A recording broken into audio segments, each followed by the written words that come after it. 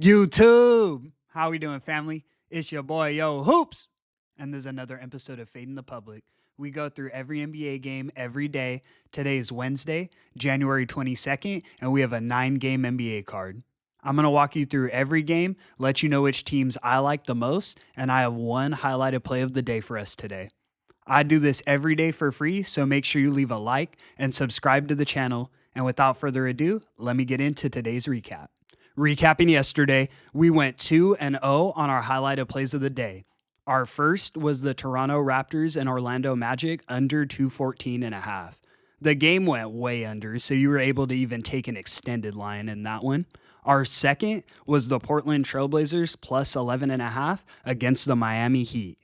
I left a comment as well, and I let you guys know that I won't be surprised to see the Blazers win that game outright on the money line. They won, and it was a plus 390 payout on the money line.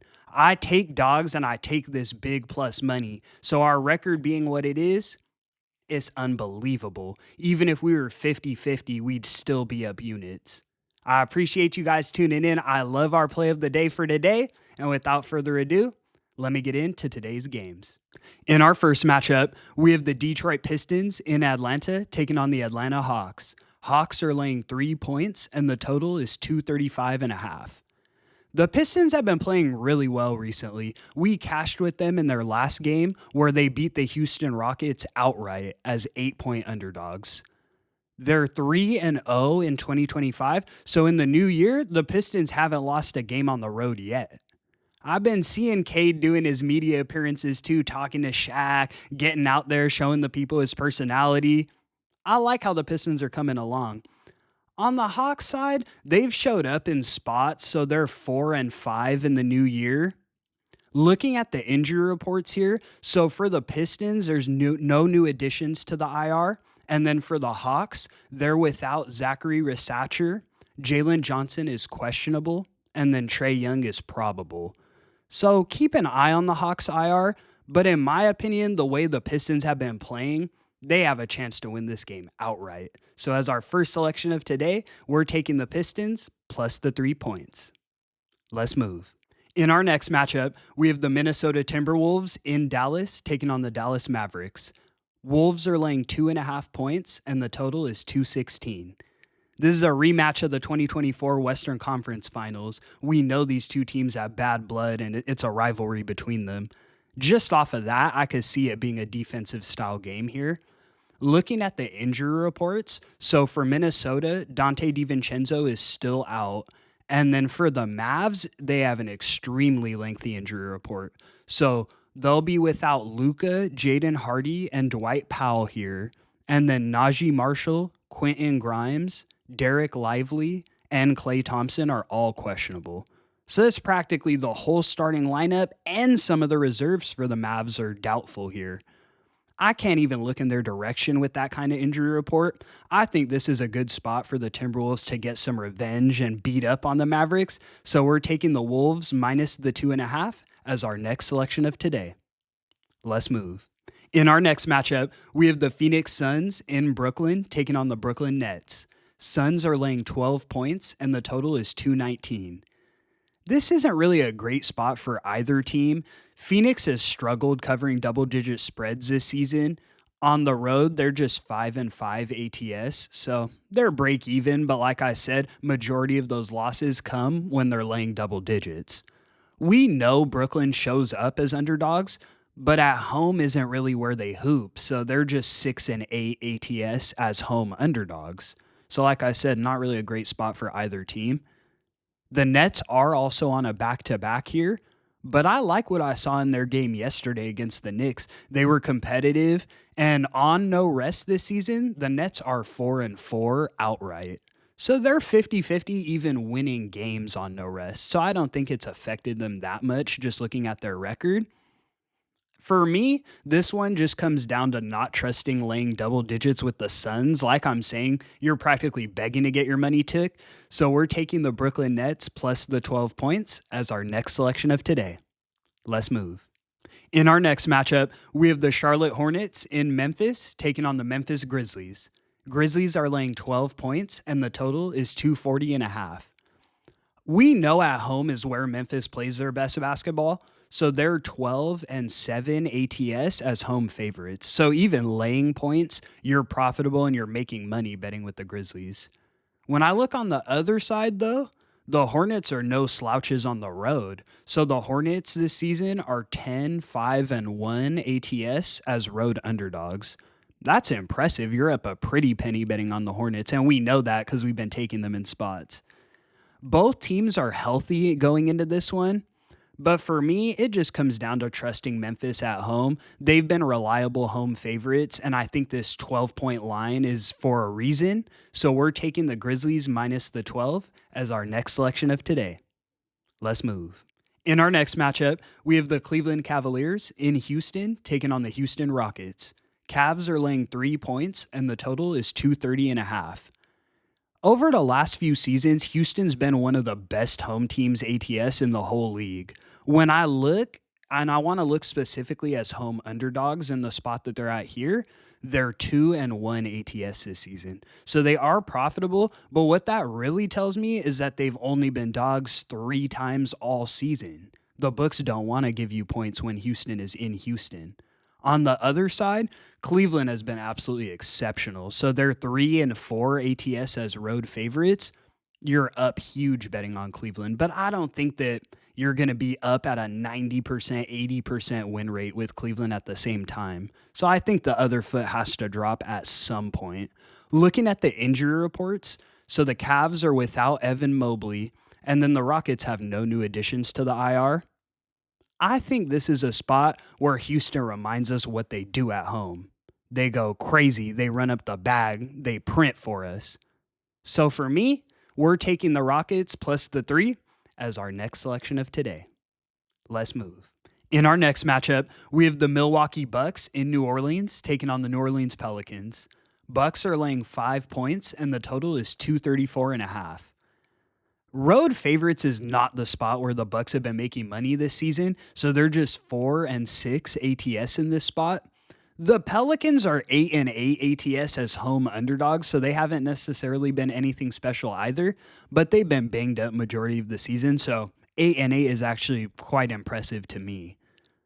We know the Pelicans have been playing better with the return of Zion Williamson and DeJounte Murray. We've been able to cash with them in a few spots.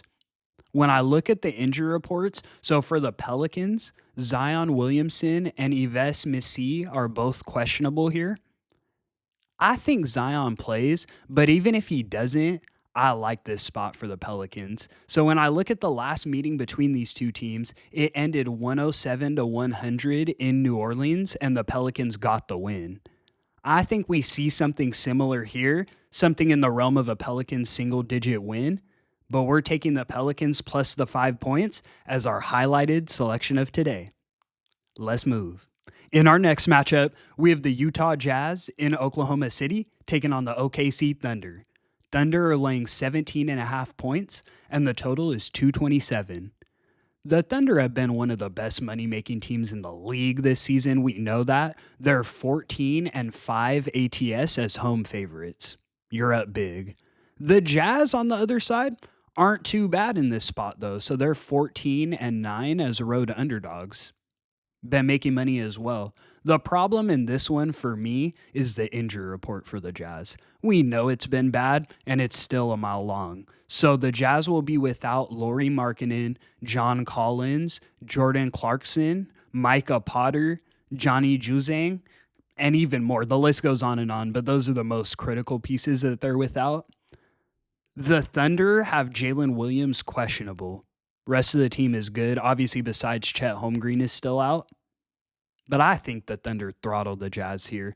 When I look at the last meeting between these two, the Thunder won 133-106. And in that game, Lauri Markkanen and John Collins both played. So I think here the Jazz are in for a world of hurt. We're taking the Thunder minus the 17.5 as our next selection of today. And I would recommend for you guys, I checked on the line, and the first half line is minus 10.5 Thunder. I do think they win by 18, but a lot of times they get going and like to blow out the other team quick at home. So that first half minus 10.5 might be an easy cash as well. but we're rolling with the minus 17.5 with OKC. Let's move. In our next matchup, we have the Golden State Warriors in Sacramento taking on the Sacramento Kings. Kings are laying 7 points, and the total is 229. Something just feels off to me seeing the Kings as big favorites against the Warriors. When I saw this, it opened at -8. It's actually shrunk to -7, but that surprised me a little bit. When I look, though, at the way the Kings have been playing, it makes sense. So in their last 10 games, the Kings are 9-1. They've won 9 out of their last 10. That's impressive. And then when I look on the Warriors side, their injury report definitely makes this line make sense to me. So the Warriors will be without Draymond Green, Kyle Anderson, Podziemski, and Kuminga. And then the Kings have a clean injury report. Steph Curry should go in this game, but still, I don't think Steph and the Warriors G League team is enough to compete with the fully healthy, fully hungry Kings who are 9-1 in their last 10. When I look back at the last meeting between these two teams, the Kings won 129-99, and Draymond Green and Kyle Anderson played in that game, and the Kings still won by 30. I think this is a perfect spot for the Kings to beat up on the Warriors. We know in games that matter, like in the playoffs, late in the season, the Warriors have the Kings number. So in these games that don't matter, I love the Kings seizing their opportunity to beat them up. We're taking the Kings -7 as our next selection of today. Let's move. In our last and final matchup of the evening, we have the Boston Celtics in LA taking on the LA Clippers. Celtics are laying 10 points, and the total is 217.5. The Clippers are the best home team in the league. We know that. Straight up ATS, they're 15-7 this season. So you've been making big money, but I hated what I saw from them in their last game. We were on the Clippers against the Chicago Bulls in LA, and it looked like the Clippers couldn't even compete offensively, and that was with the Bulls. Not one of the best offenses in the league, so that's a problem. They were without Kawhi, but it looks like they're without Kawhi again here. I don't like laying double digits with the Celtics. I try and stay away from it at any cost, really, but it looks like we don't really have a choice in this one. When I look at the Clippers IR, so Kawhi Leonard, like I said, is out. Zubac is out. And then Nicholas Batum, Chris Dunn, Norman Powell, and James Harden are all questionable. So definitely keep an eye. But in my opinion, if Norm or James Harden is ruled out, this line is only going to grow in the Celtics' direction. I'm not in love with it because, like I said, I don't love laying double digits with the Celtics, but we're taking the Celtics -10 as our last selection of today. And that's going to conclude today's video. Thank you so much for tuning in. I love our highlighted play for today. Make sure you lock that in. We're now 25-10 ATS on all highlighted plays, and that's including plus money dogs on the money line. But I just look to keep us in that win column. I'm here every day doing it for free. Just make sure you leave a like and subscribe to the channel. It's your boy, Yo Hoops. And until the next one, I'ma catch y'all. Peace.